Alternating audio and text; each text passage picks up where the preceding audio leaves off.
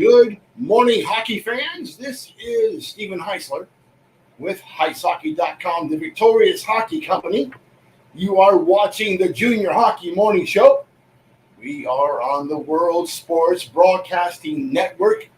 That is WSBN.TV, Facebook, YouTube, X.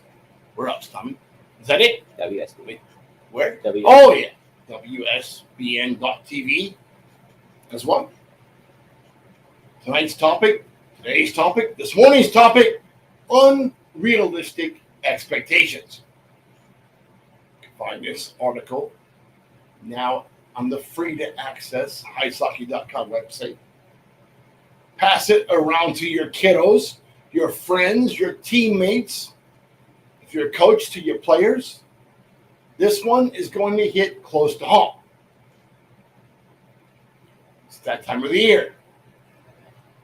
Main camps, pre-draft camps, ID camps at the USHL level, North American Hockey League level, NCDC, BCHL, all across Canada. Everybody's in on the prospect identification game. Hold on. What they're really in on is the cash grab from all the camps. But there has to be a way to ID prospects. So if one cap costs $600, that's probably a cash grab. If it costs $250, they might be breaking even. Something for your consideration. Parents are scurrying around the continent trying to find the very best opportunity for their amazing hockey prodigy. For some players, attention is acquired naturally. They're skillful. They have a tremendous work ethic that's very clear to see on the eyes. They present themselves with a high level of character.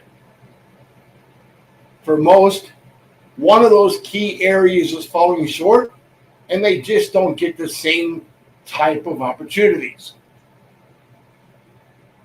So what is a parent to do?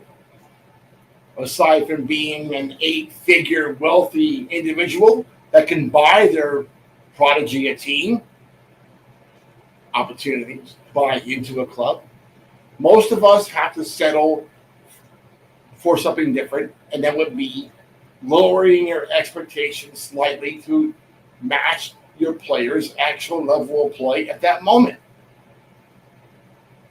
Much of that happens after the pre-draft camp if they don't get invited to the main camp, or after the main camp when they don't get invited to the training camp.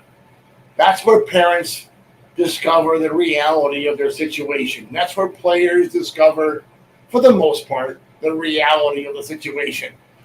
Way too often, this is the time when parents lash out at the team or lash out at the advisor, like what I dealt with yesterday. As a player advisory company, one of the most difficult jobs we have are managing expectations of parents and their players. Just what it is. When we present opportunities or plan for the offseason and our plan for next season, we generally do it in 3 tiers: an A plan, a B plan, and a C plan. Everybody focuses on the A plan. Hey, I got invited to a USHL camp. I must be a USHL player. And then what happens once they come out of that camp? Well, I was in a USHL camp. I'm too good to play in the North American Hockey League. Or worse, I was in a North American Hockey League camp, and I'm not going to pay to play hockey anywhere. That's ludicrous. Here's why. It's unfortunate because parents are very quick to make that decision, to make that choice that my kid's too good for pay to play. If he's going to be 18, they resort back to, well, I'll just go back to AAA for his last year of eligibility at AAA. What can go wrong? What goes wrong is he only has 2 years of junior eligibility after that. That's what happens. It's very hard for a 19-year-old rookie to break into one of these top 3 leagues, just the way it is. And then there's the money. I can't afford to spend $15,000 a year to play on one of these East Coast USPHL, EHL, or NA3HL teams. I'll just take my 18-year-old home and we'll play AAA. Now, this is from the exact same parent that spent $45,000 over the last a year for the last 3 years on a prep school team, or a prep hockey team, or an academy team. But all of a sudden, $15,000 is out of the question. Clearly, that math wasn't done on that decision. But, they're not doing pay to play. Then there is this one. Oh, I'm way better than that guy. I smoked that winger in Bantam. Why is he the North American Hockey League and not me? Easy answer to the question. He possesses something you don't as a player. Either it was your work ethic, your character, or he's just a much better hockey player than you are. That's a tough pill to swallow. So when one item, talent, is not the issue, it may be the other two, work ethic and character. Reality can be a nasty pill to swallow. God, we see that every single day. Some kids just cannot face the concept of maturation. Some kids show way too many emotions at these camps. Body language, your own personal presentation, how you walk into the building, how you present yourself in the room could have a very lasting impression on the teammates and on the team staff. Situation close to home, a player that we've been helping for a year. He's been to 3 different North American Hockey League teams. He's been to a very high profile select prospect event. Didn't do very well at a camp. He was put on a bad team, and he just didn't fare well. It was not good at all. And it upset him. But now that problem's mine, because it's all my fault that the kid was there. It's all my fault that his parents have spent money on the camp. And now it's all my fault that they can't pay their bill for us. Now you know why my wife has me wheeling around that big black car all over Orlando as a chauffeur. Got to pay for my hockey habit. Here's what I know. Opening a door of opportunity is easy for me.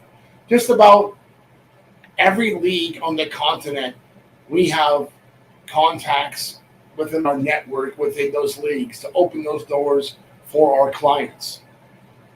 I can't skate for those kids. I can't stop pucks for those kids. You guys got to do that. But I'm never going to open one of those doors for a player that has no business even being on the ice for that team. Made that mistake in the past. I really didn't know what kind of player we had. He was close to a team. He went there and he wasn't even close. And the coach ripped me a new backside for that. Didn't really hurt because that team's going to have a 3HL team next year. So maybe it was a player that might be a prospect for that 3HL team. But overall, the kid did not fare well. Luckily enough, the previous 20 kids, 19, did much better. So that's okay. Play by the averages. But if I was to continue dropping turds into his punch bowl of hockey players at the NA level, he's not going to take my phone call anymore. And that's not good for the remainder of our clients. So if I don't suggest that a client go to an NA team, I'm not going to. Or go to a USHL camp, I'm not going to. I'm not going to have you waste your time or the coach's time or wasting an opportunity on someone that has no business being there. That's just the reality of the business. I want players that have a passion for the game. I want players that work hard when nobody's looking. I want players that have displayed exceptional character. I don't want guys who only have one of those three things in play. And if they have the talent, but they don't want to work for it, they're not really a great person in the room. They're having a good time drinking and hitting that vape pipe. That's not the guy I want to work with. If that's you, don't call me. Don't bother. Don't waste my time on you that I could be spending with someone else that deserves it. Are you a player that deserves that opportunity? Are you a parent of a player that deserves that opportunity? By all means, give me a call. Tommy, that's it. Let's wrap it up. So until tomorrow, hope that you enjoy your morning coffee. Have a great day in hockey.